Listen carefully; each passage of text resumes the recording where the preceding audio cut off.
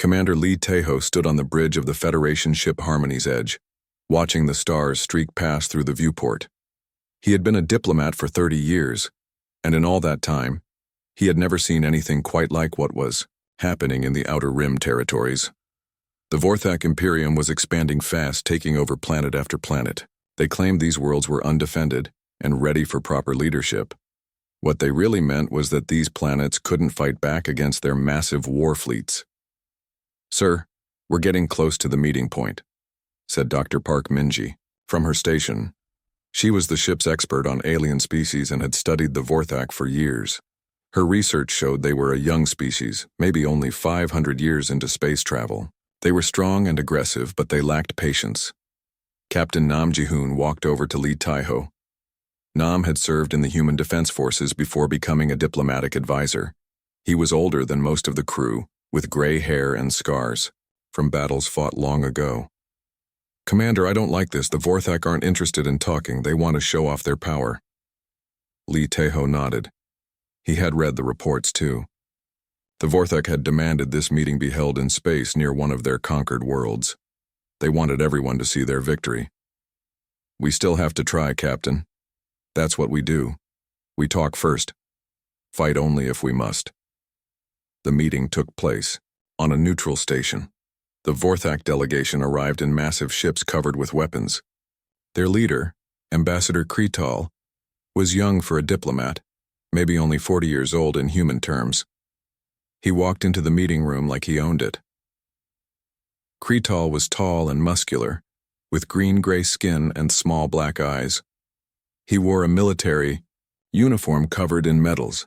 Behind him came 6 other Vorthak, all of them armed despite the peaceful nature of the meeting. "So the Federation sends humans to talk to us," Kretal said with a laugh. "How fitting.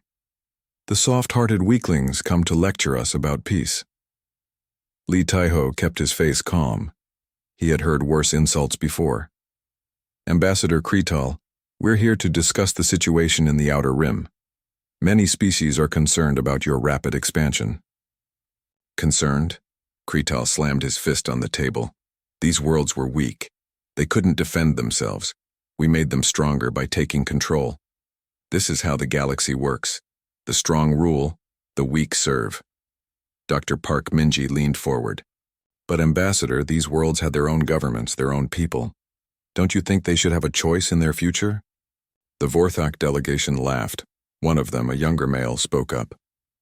"Choice? What choice do prey animals have when predators hunt them? This human thinks the galaxy runs on kindness and gentle words." At the back of the room sat Elder Morden, one of the oldest beings in known space. He was a Zelani, a species that had been traveling between stars for thousands of years. His skin was pale blue and wrinkled with age, and his 4 eyes had seen the rise and fall of many galactic empires. "Elder." Morden slowly stood up. His voice was quiet, but everyone could hear him clearly. "Young Kretal, you make a dangerous mistake. You see humans as weak because they choose peace, but you do not remember the old days. You do not know why we have the oldest rule in the galaxy." Kretal turned to face the Elder. "What rule, Old One?" "I know no rule that applies to the Vorthak Imperium." "Never cross the humans," Elder Morden said simply. "Never provoke the sleeping giant. Never make them angry. This rule has kept the galaxy safe for 200 years. The Vorthak delegation burst into laughter. Kretal wiped tears from his eyes. "A rule about these weak creatures? Elder, your age has made you foolish. Look at them. They sit here asking politely for us to change our ways. They send diplomats instead of fleets.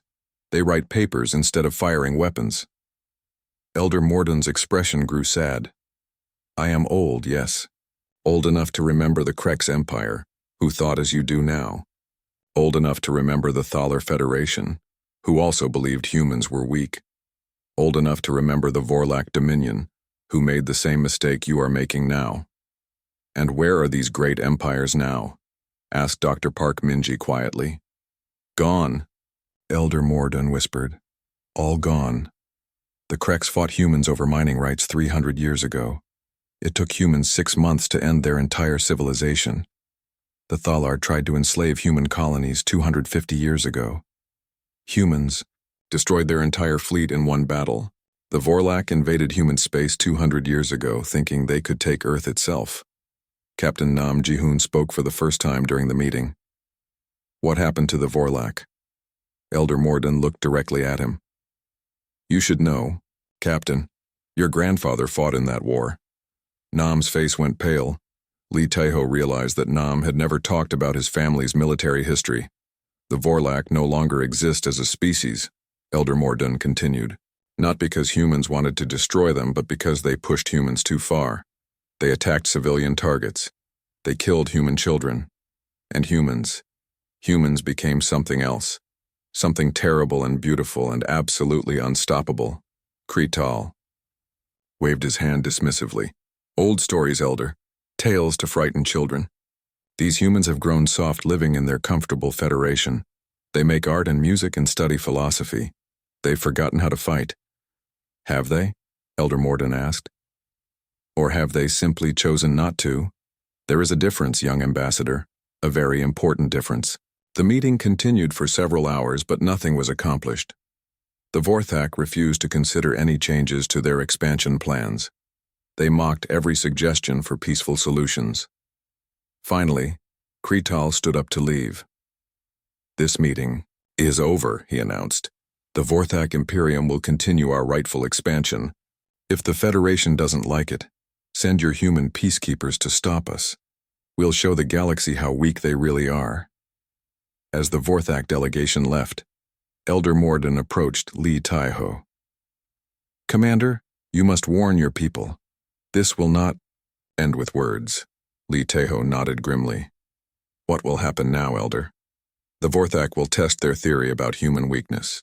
They will attack a human world, thinking you will respond only with protests and economic sanctions. Elder Morden's ancient eyes grew distant. And then the galaxy will remember why we made the rule, why we agreed never to cross the humans. 3 days later, the news reached the Harmony's edge. The Vorthak fleet had attacked New Sol Colony, a peaceful agricultural world with over 2 million human civilians. The attack had been brutal and complete. No warnings given, no mercy shown. Men, women, and children killed simply to prove that humans would not fight back. Lee Tae-ho stood on his bridge reading the reports. Dr. Park Minji was crying quietly at her station. Captain Nam Ji-hoon stared out at the stars, his jaw clenched. Tight, sir, came a voice from communications. We're receiving a message from Earth. Priority Alpha. Military Command wants to speak with all human personnel immediately. Lee Tae-ho looked at Captain Nam, who nodded slowly. It begins, Nam said quietly. God help us all. It begins again. Across the galaxy, Elder Morden sat in his chambers and wept. Not for the Vorthak, who had chosen their path, but for the galaxy itself, which was about to remember why some rules should never be broken. The news of New Sol reached Earth at 800 hours, Standard Galactic Time. Admiral Ko Hyunwoo was having breakfast with his wife when the emergency alert sounded on his personal communicator. By the time he finished reading the report, his coffee had grown cold. 2.3 million civilians. Gone. An entire world attacked without warning, without mercy, without reason, except to prove a point. Admiral Ko's hands shook as he set down the tablet. His own sister had lived on New Sol with her family. Had lived?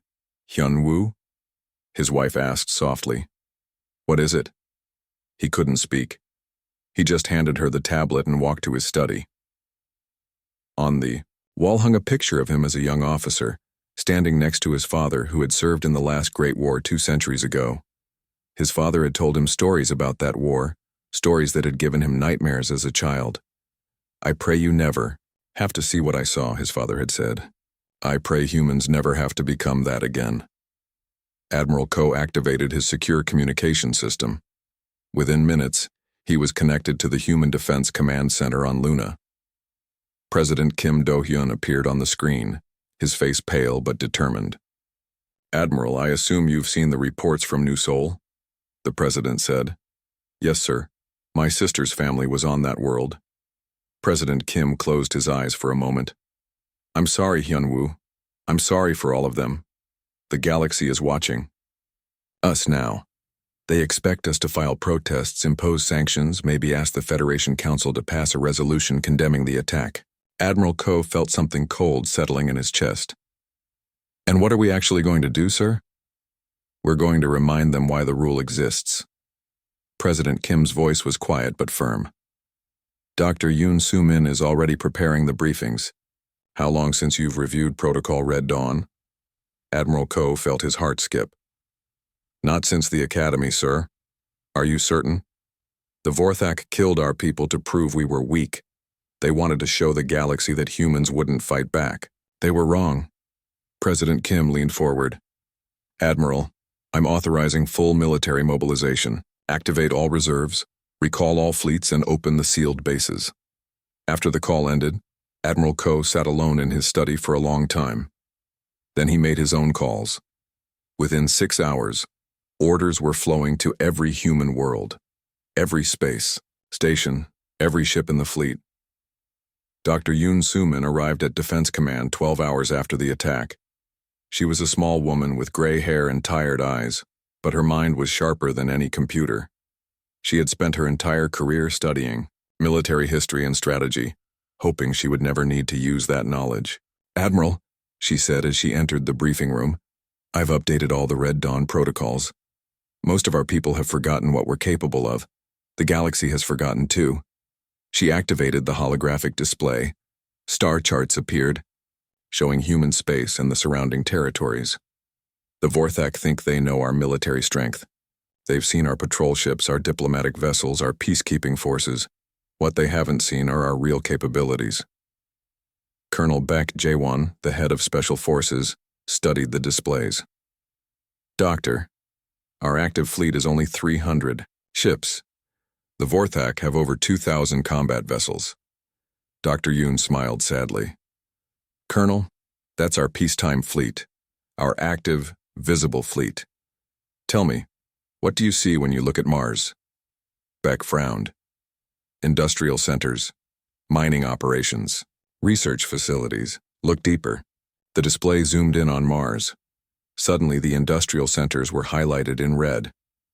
Those aren't just factories, Colonel. They're shipyards, automated shipyards that have been building and storing vessels for 200 years. Not exploration. Ships, not cargo haulers. Warships. Admiral Ko leaned forward. How many ships, Doctor? As of this morning, 12,467 combat vessels, all fully automated, all ready for immediate deployment. Dr. Yoon's voice was steady. And that's just Mars. Every major human world has similar facilities. Captain Shin Yeji, the youngest officer in the room, looked confused. But why? Why build so many ships if we've been at peace for centuries? Dr. Yoon turned to face her. Because our ancestors learned a lesson that the current galaxy has forgotten. Peace is not the natural state of the universe. Peace is what you have when you're strong enough to prevent war, and when someone breaks that peace. She paused.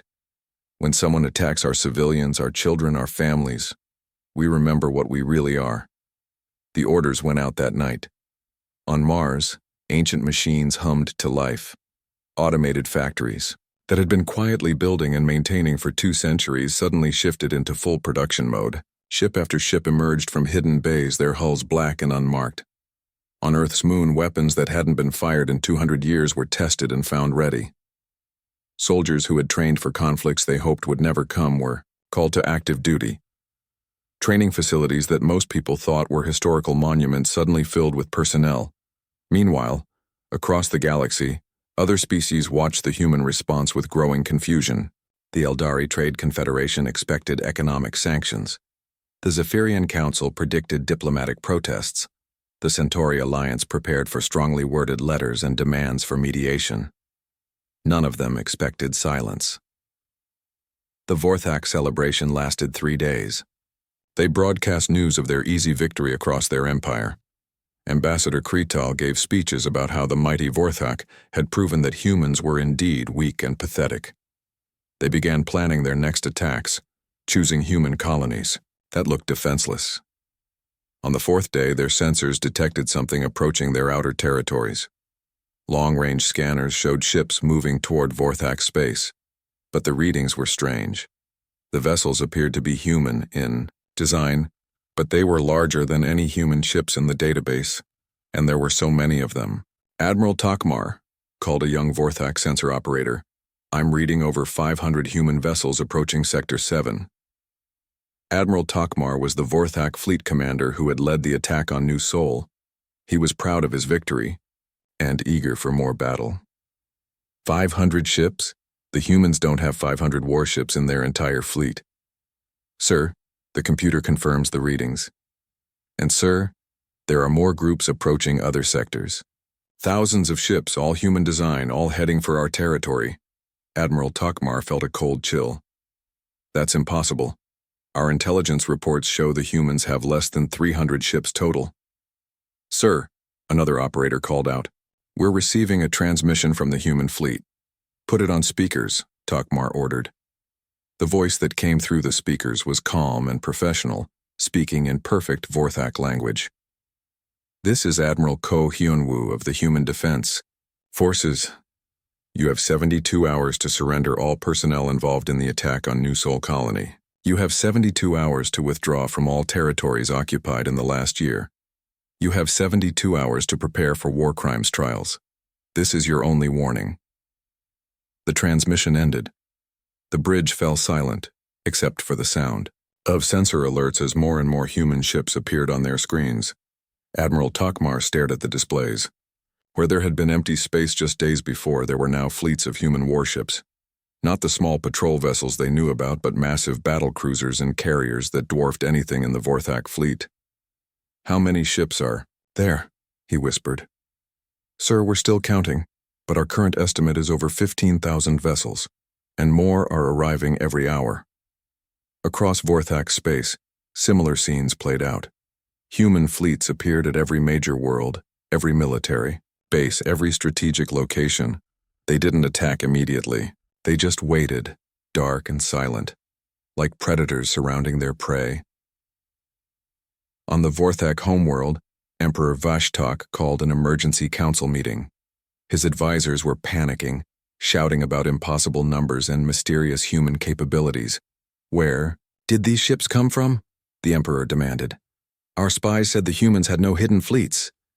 His intelligence chief, General Korthal, was pale and shaking. Sire, we were wrong. We were completely wrong about everything. The humans, they've been preparing for war while pretending to be peaceful. For 2 centuries, they've been building ships, training soldiers, creating weapons, all while maintaining the illusion that they were weak.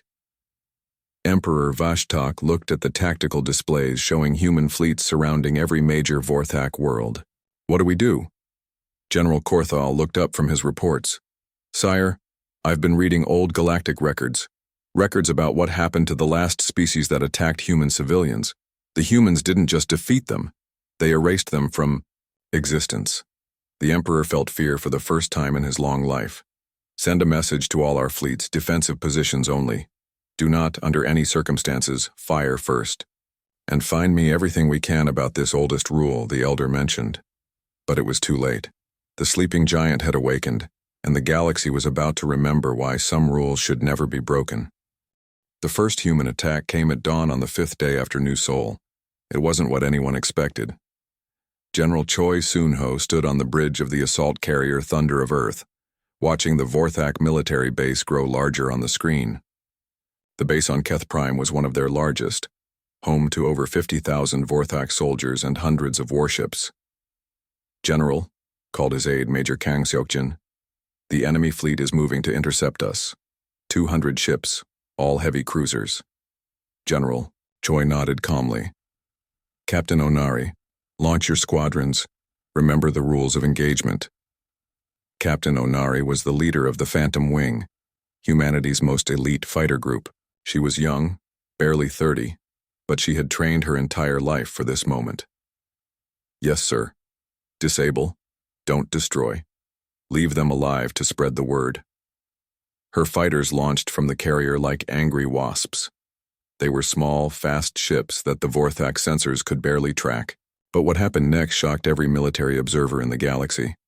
The human fighters didn't attack with massive weapons or overwhelming force. Instead, they used surgical precision. Each fighter carried special electromagnetic pulse weapons that could disable enemy ships without killing the crews. Captain Onari led the attack herself, diving her fighter through the Vorthak formation. Her weapons fired in perfect sequence, sending controlled bursts of energy that shut down ship after ship. Within minutes, the entire Vorthak fleet was floating helpless in space, their weapons offline, their engines dead, but their life support system still working. "This is Captain Onari to all Vorthak vessels," she broadcast on open frequencies. "Your ships are disabled but intact. Your crews are alive and unharmed. Prepare to be boarded. Any attempt to reactivate weapons will result in the immediate destruction of your vessel." Admiral Korthvium, the Vorthak fleet commander, sat in his darkened bridge staring at the human fighters. He had expected a massive battle, explosions, heroic last stands. Instead, his entire fleet had been neutralized in less than 10 minutes without a single death. "How?" he whispered. "How did they do this?" His sensor officer looked up from his dead console. "Sir, their technology is far beyond ours. Those pulse weapons are incredibly advanced, and their fighters, they moved like nothing I've ever seen. It was like they knew exactly what we were going to do before we did it." General Choi's ground forces landed on Keth Prime an hour later. The Vorthak soldiers expected a brutal assault, city-destroying weapons, the kind of savage attack they had used on New Seoul. Instead, they found something much more frightening. Colonel Park Dong-hyun led the main assault force. He was a veteran of peacekeeping missions, a man who had spent 20 years learning how to win battles without becoming a monster.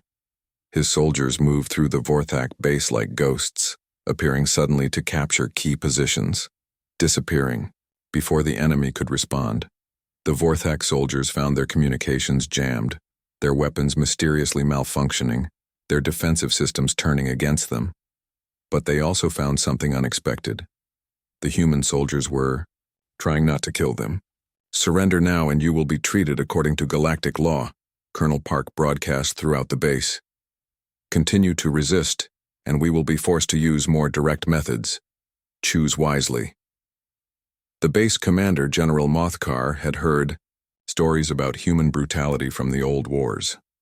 He expected his captured soldiers to be tortured or executed. Instead, they were held in clean facilities, given medical care, and treated better than many Vorthak treated their own troops. "I don't understand," General Mothkar told Colonel Park when he was brought to the temporary command center. "Why haven't you killed us? We destroyed one of your worlds. We murdered your people." Colonel Park looked at him with tired eyes. "General, we're not like you. We don't kill prisoners. We don't attack civilians. We don't commit genocide to prove a point." He paused. "But make no mistake, we will stop you. We will defeat your entire empire if necessary. And when we're done, you will face justice for what you did." Meanwhile, Dr. Han Minho was conducting a different kind of warfare from his ship in orbit. As humanity's leading expert in psychological operations, he understood that sometimes the mind was more powerful than any weapon. Dr. Han had spent weeks preparing for this moment. His team had studied Vorthak culture, their history, their fears and weaknesses. Now he was broadcasting across every Vorthak communication network, sending messages that cut deeper than any bomb. "People of the Vorthak Empire," his voice said, in perfect Vorthak language, "your leaders told you that humans were weak. They said we would not fight back. They promised you easy victories and rich conquests. Were they right?" The broadcasts included footage of the battle at Keth Prime. They showed human fighters disabling entire fleets in minutes. They showed human soldiers capturing heavily defended bases with almost no casualties on either side. But Dr. Han's most powerful weapon was history itself. "Your leaders broke the oldest rule in the galaxy," his broadcast continued. 3 other empires made the same mistake. The Krex Empire attacked human mining stations 300 years ago. Where are the Krex now? The Thaler Federation tried to enslave human colonies. Where are the Thaler now? The Vorlak Dominion invaded human space itself. Where are the Vorlak now? The answer came with historical footage that most of the galaxy had tried to forget. Images of human fleets systematically dismantling entire civilizations, not through random destruction but through careful, methodical defeat of every military force, every government installation, every symbol of power that had authorized attacks on human civilians. The humans didn't destroy these empires because they were cruel, Dr. Han's voice explained. They destroyed them because these empires attacked innocent human families, just like your empire attacked New Sol Colony. Lieutenant Jang Eunbi monitored Vorthak communications from her post on the command ship. She was young but brilliant, able to intercept and decode enemy messages faster than any computer. What she found was both satisfying and disturbing. "Sir," she reported to General Choi, "Vorthak military morale is collapsing. Their soldiers are seeing our broadcasts and beginning to question their orders. Some units are surrendering without fighting." General Choi nodded. "Good. The faster this ends, the fewer people die on both sides. What about their leadership?" "They're panicking, sir. Intercepted communications show Emperor Vashitok demanding answers from his generals. They're trying to understand how we had so many hidden ships, so many advanced weapons. They're also researching the historical records we've been broadcasting." "And what are they finding?" Lieutenant Jang looked grim. "The truth, sir. They're learning what really happened to the Kreks, the Thalar, and the Vorlak. They're starting to understand that we weren't bluffing about the rule." Across the galaxy, other alien species watched the human response with a mixture of awe and terror. The Eldari Trade Confederation had expected economic warfare. Instead, they saw military precision beyond anything in their experience. The Zephyrian Council had predicted diplomatic protests. Instead, they witnessed human forces that could disable entire fleets without destroying them, capture military bases without massacring the defenders, and conduct psychological warfare that was more effective than any bombardment. Elder Morden sat in his chambers, monitoring the galactic news networks. The young species were learning what he had tried to tell them. The humans were not weak, because they chose peace. They were terrifying precisely because they were so good at war while choosing to limit their own destructive power. His aide, a young Zelani named Tekmor, entered with the latest reports. "Elder, the humans have captured 12 major Vorthak military installations without destroying any of them. Their casualties are minimal on both sides. How is this possible?" Elder Mordun smiled sadly. "Because, young one, they have had 200 years to perfect the art of war. Not the art of destruction, but the art of winning while maintaining their humanity. This is why the rule exists, not because humans are savage, but because they are so very, very good at being human." On the Vorthak homeworld, Emperor Vashitok received a personal message from Admiral Ko Hyunwoo. The human admiral's face appeared on his private communication screen, calm and professional, despite having lost his sister in the New Sol attack. "Emperor Vashitok," Admiral Ko said, "your military forces have been effectively neutralized across 17 star systems. Your fleets are disabled but intact. Your soldiers are captured but alive. This is your final opportunity to surrender and face justice through proper legal channels." The Emperor tried to maintain his dignity. "Admiral, surely we can negotiate. This conflict serves no one's interests." Admiral Ko's expression didn't change. "Your Majesty, you broke the oldest rule in the galaxy. You attacked our civilians to prove we were weak. You were wrong on both counts. You have 24 hours to surrender unconditionally. After that, we will demonstrate why the rule exists." The transmission ended, leaving the Emperor alone with his fears and the growing realization that his empire had made a fatal mistake. The galaxy held its breath, waiting to see if the Vorthak would surrender or if the humans would be forced to show their true power. Emperor Vashitok did not surrender. Instead, he made the same mistake that had doomed 3 previous galactic empires.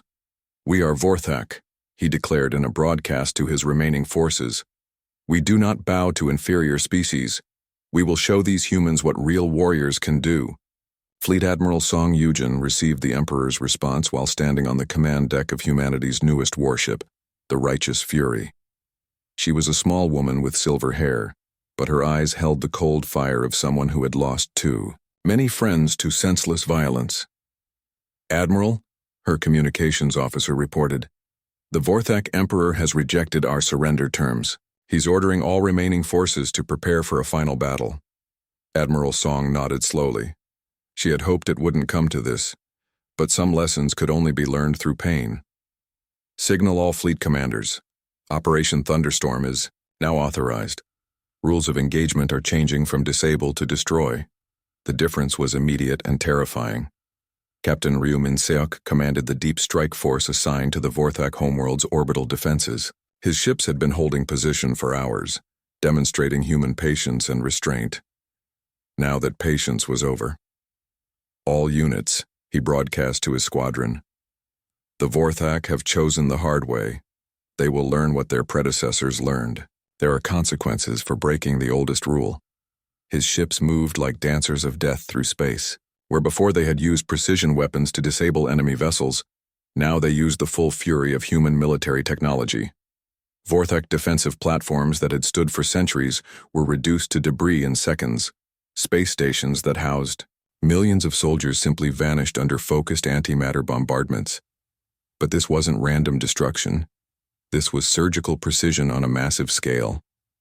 Captain Ryu's forces destroyed every military installation, every weapons factory, every government building. They left civilian areas untouched, their hospitals and schools and homes protected by the same precision that was destroying their military might. Dr. Lee Chae-young watched the battle from her position aboard the intelligence ship Deep Thought. As humanity's leading expert on alien psychology, she had been studying the Vorthak mind for months, trying to understand what drove them to such foolish aggression. Commander Lim Ji-young, she called to her aide, are you monitoring Vorthak civilian communications? Commander Lim nodded grimly. Yes, Doctor. They're terrified. Many of them had no idea their military had attacked a human civilian world. They thought the war was about territorial disputes, not genocide. Dr. Lee felt sick. It was always the same story. Aggressive leaders making deadly decisions while their people paid the price. What about the military leadership? They're finally understanding what they've done. Intercepts show panic in the high command. They're reading historical records about the Kreks, Thaler, and Vorlak empires. They're starting to realize that all three civilizations made the exact same mistake they did. The historical records made for grim reading. 300 years ago, the Kreks Empire had attacked human mining stations, killing thousands of civilian workers. The human response had been swift and total. Every Kreks military base, every government building, every symbol of imperial power had been systematically destroyed. The Kreks species survived, but their empire was gone forever. 250 years ago, the Thaler Federation had tried to enslave human colonies, believing that humans were too peaceful to resist effectively. They learned otherwise when human forces liberated every enslaved world and dismantled the Federation's entire power structure in less than 6 months. 200 years ago, the Vorlak Dominion had made the worst mistake of all. They had invaded human space directly, attacking Earth's outer colonies and threatening the human homeworld itself. The human response had been so overwhelming that most galactic historians refused to document it fully. The Vorlak Dominion simply ceased to exist. Doctor, Commander Lim said quietly, I'm reading reports from across Vorthak space. Their resistance is collapsing. Entire fleets are surrendering rather than face our forces. Dr. Lee wasn't surprised. She had studied the psychological profiles of warrior cultures. They were strong when they felt powerful, but they broke quickly when faced with superior force. What about resistance movements in their occupied territories? That's the interesting part. Subject species that the Vorthak conquered are rising up everywhere. They see human forces liberating worlds and they want their freedom back. This had been part of the human strategy from the beginning. Commander Lim's intelligence networks had been in contact with resistance groups across Vorthak space for months. When the war began, these groups activated simultaneously, attacking Vorthak occupation forces from within while human fleets struck from space. On the world of Kalos, a species called the Mendi had been enslaved by the Vorthak for 50 years. When human liberation forces arrived, they found the Mendi people already fighting in the streets, using weapons that had mysteriously appeared in their hands overnight. On Talar Prime, the native Talarians had watched their beautiful cities turned into industrial complexes by Vorthak conquerors. When human ships appeared in orbit, Talarian saboteurs destroyed every Vorthak facility on the planet within hours. Throughout the former Vorthak territories, the same pattern repeated. Subject peoples rose up, armed with weapons they claimed had been found or stolen from Vorthak armories. Only later would historians discover that human special forces had been secretly supplying resistance groups for years, waiting for exactly this moment. Captain Yu Taehyung led one of these liberation forces, a mixed unit of human marines and alien volunteers who specialized in freeing occupied worlds. His current mission was the planet Xerion, home to a species of peaceful traders who had been conquered by the Vorthak 3 years earlier. "Remember," he told his troops as their ships approached the planet, "we're not here to rule these people. We're here to free them, help them establish their own government, then move on to the next world." The battle for Xerion lasted exactly 4 hours. Vorthak occupation forces, already demoralized by news from across their crumbling empire, surrendered almost immediately when faced with human troops supported by Xerion natives who knew every street and building on their homeworld. But the real victory came afterward, when Captain Yu's forces began the process of reconstruction. Human engineers repaired the damage done by Vorthak industry. Human doctors treated wounds inflicted by Vorthak oppression. Human diplomats helped the Xerion people write a new constitution for their restored independence. "Why are you doing this?" asked Veltar, the elder statesman who would become Xerion's new president. "You could rule us easily. Your power is beyond question." Captain Yu smiled sadly. "Because that's not who we are. We don't fight wars to build empires. We fight wars to end them." Meanwhile, the final battle was taking place in orbit around the Vorthak homeworld. Emperor Vashtak had gathered every remaining ship in his empire for one last desperate defense. Nearly 1,000 Vorthak vessels surrounded their homeworld, determined to die fighting rather than surrender. They faced a human fleet of barely 200 ships. Admiral Song Yujin stood on her bridge, watching the enemy formation on her tactical display. Her officers were nervous. They were outnumbered 5-1 by an enemy fighting for their home. "Admiral," her tactical officer reported, "the Vorthak fleet is moving to attack formation. They're charging their weapons." Admiral Song felt tired. She had hoped the Emperor would see reason, would understand that continued resistance would only bring more suffering to his people. But some leaders preferred destruction to admitting they were wrong. "All ships," she broadcast to her fleet, "engage at will. End this." What followed was not a battle. It was a demonstration of why humans had become the galaxy's dominant military force. Human ships moved with impossible coordination, their weapons firing with perfect accuracy, their defenses adapting to every Vorthak attack. The Vorthak fought bravely, but they were fighting technology centuries ahead of their own, wielded by a species that had spent 200 years perfecting the art of war. Within an hour, the entire Vorthak fleet was either destroyed or surrendering. Emperor Vashtak's flagship was the last to fall. As human marines boarded his ship, he sat in his throne room, finally understanding what his intelligence officers had been trying to tell him. "Your Majesty," his aide whispered, "the humans are demanding your immediate surrender. They want you to face trial for war crimes."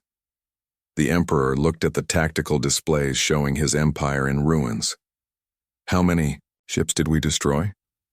"None, Your Majesty. We didn't destroy a single human vessel."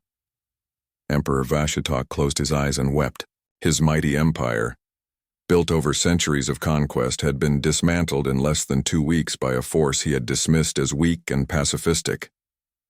When the human marines reached his throne room, they found him waiting quietly, his weapons laid aside, his crown removed and placed on the floor beside him. "I am Emperor Vashtok of the Vorthak Imperium," he said in a broken voice. "I surrender unconditionally. I am ready to face justice for the crimes committed in my name." The Marine Sergeant, a veteran named Cho Youngmin, looked at the broken ruler with a mixture of pity and disgust. "Your Majesty, You are under arrest for genocide, crimes against humanity. 6 months after the fall of the Vorthak Empire, Supreme Commander John Woo-jin stood in what had once been Emperor Vashtok's palace. The building now served as headquarters for the Galactic Reconstruction Authority, the human-led organization, tasked with rebuilding the devastated territories. The palace had been beautiful once, all gleaming metal and crystal towers reaching toward the sky. Now it was functional, its grand halls converted into offices, medical centers, and courtrooms. The throne room where the Emperor had once held court was now a school where young Vorthak learned about democracy and peaceful cooperation. Commander, his aide called from across the room, Ambassador Park Soo-young is here for the morning briefing. Supreme Commander Jeon nodded. The reconstruction was the most complex operation humanity had ever undertaken. They were not just rebuilding infrastructure, but entire societies that had been warped by centuries of militaristic rule. Ambassador Park Soo-young entered with her usual stack of reports. She was a career diplomat who had spent the last 6 months trying to help dozens of newly liberated species establish functional governments. The work was exhausting, but necessary. Commander, she began, I have updates from across the former Vorthak territories. The Zerion people have successfully held their first democratic election. The Mendi have established a constitutional republic. The Talarians are still debating their governmental structure, but they're making progress. John smiled. And the Vorthak themselves? Ambassador Park's expression grew more serious. That's more complicated. They're struggling to adapt to life, without an empire. Many of them don't understand why we're helping them instead of enslaving them. This was the most difficult part of the reconstruction. The Vorthak people had been raised for generations to believe that strength meant domination, that the strong ruled and the weak served. Teaching them about cooperation and mutual respect was like teaching fish to breathe air. Dr. Im Hee-jin entered, the room carrying a medical tablet. She was the chief of the reconstruction medical team, responsible for healing not just physical wounds, but psychological trauma across dozens of worlds. Commander, Ambassador, she greeted them, I have the latest psychological evaluation reports from the Vorthak population centers. The progress is slow but steady. The younger generation is adapting well to the new reality. The older generation is having more difficulty. Dr. Im had been working with Vorthak civilians for months, trying to help them understand that their empire's collapse wasn't the end of their world, but the beginning of a better one. Many of them couldn't grasp the concept of humans helping them without expecting anything in return. What about the war crimes trials? Ambassador Park asked. Judge Kim Seung-min says they're proceeding on schedule. The former emperor and his top generals will face judgment next month. The evidence is overwhelming. The trials had been controversial throughout the galaxy. Many species expected humans to simply execute the Vorthak leadership and be done with it. Instead, humanity had insisted on proper legal proceedings, with evidence, witnesses, and fair representation for the accused. Judge Kim Seung-min had been chosen to oversee the tribunals because of his reputation for absolute fairness and his extensive knowledge of galactic law. He was a stern man who believed that justice must be seen to be done properly, or it wasn't justice at all. The trials were being broadcast across the galaxy, serving as both a legal proceeding and an education about the consequences of breaking galactic law. Species that had been considering aggressive expansion suddenly found themselves reconsidering their plans. Captain Yu Tai-hyung commanded the peacekeeping forces that remained in former Vorthak space. His troops were not occupiers, but protectors, helping new governments maintain order while they established their own security forces. The situation is stable across most sectors, he reported during the daily security briefing. Some isolated incidents of violence between former occupiers and occupied peoples, but nothing we can't handle. The interesting thing is how many former Vorthak soldiers are volunteering to help with reconstruction efforts. This had surprised everyone, including the humans. Many Vorthak military personnel, once they understood what their empire had really been doing, felt genuine shame and wanted to make amends. They worked alongside their former enemies to rebuild worlds they had helped destroy. The psychological impact on the galaxy was profound. Elder Morden, now recognized as the most respected historian in known space, had been invited to speak at universities and government assemblies across the galaxy about the lessons of the Vorthak War. The humans could have destroyed the Vorthak completely, he would tell his audiences. They had the power. They had the justification. Their civilians had been murdered without provocation. Instead, they chose to defeat the Empire while preserving the people. They chose to rebuild rather than rule. His lectures always ended with the same message. This is why the rule exists, not to protect the galaxy from human cruelty, but to protect foolish species from discovering that human mercy has limits. And when those limits are reached, humans become more terrifying than any conqueror because they remain human even in their terrible justice. The economic impact was equally significant. The destruction of the Vorthak Empire had created power, vacuums across dozens of sectors, but instead of chaos, there was unprecedented cooperation. Species that had been enemies under Vorthak rule found themselves working together to rebuild their worlds. Trade routes that had been controlled by Vorthak military forces became open to all species. Resources that had been hoarded by the Empire were distributed fairly among the worlds that needed them.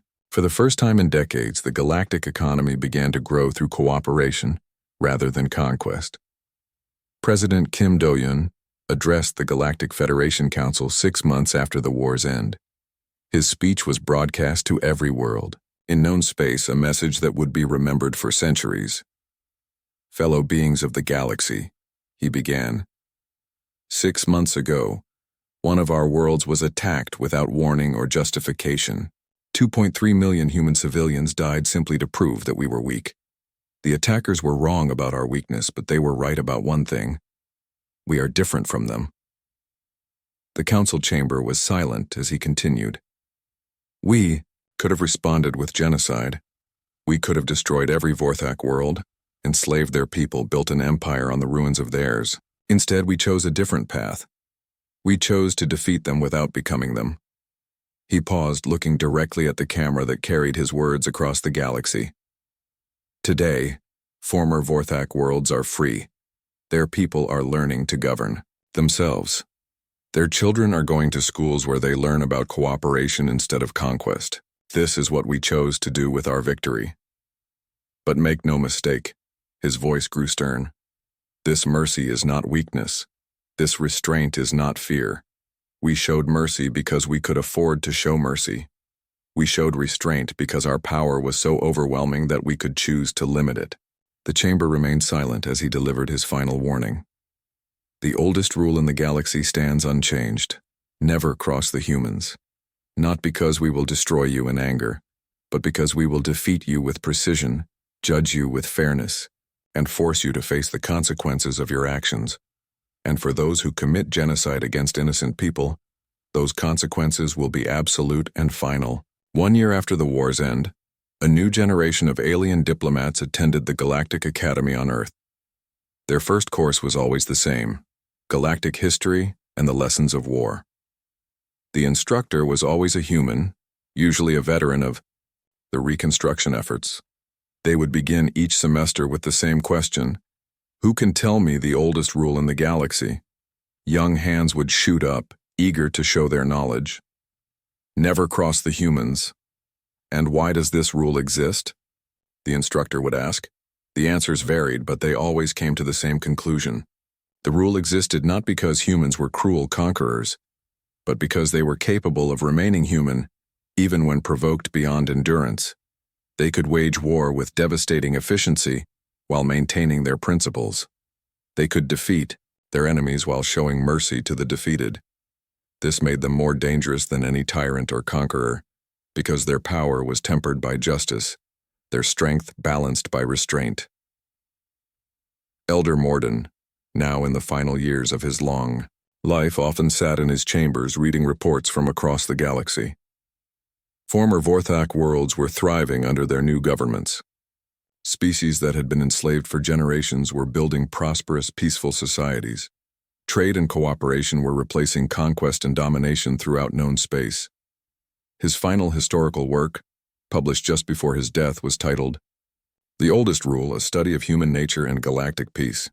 In it, he wrote, Humans are the most dangerous species in the galaxy precisely because they choose not to be dangerous. They possess the power to dominate all other species, but they choose cooperation. They have the ability to rule through fear, but they prefer to lead through example. They could build an empire that would last forever, but they prefer to help others build their own futures. This is why the rule exists and will always exist.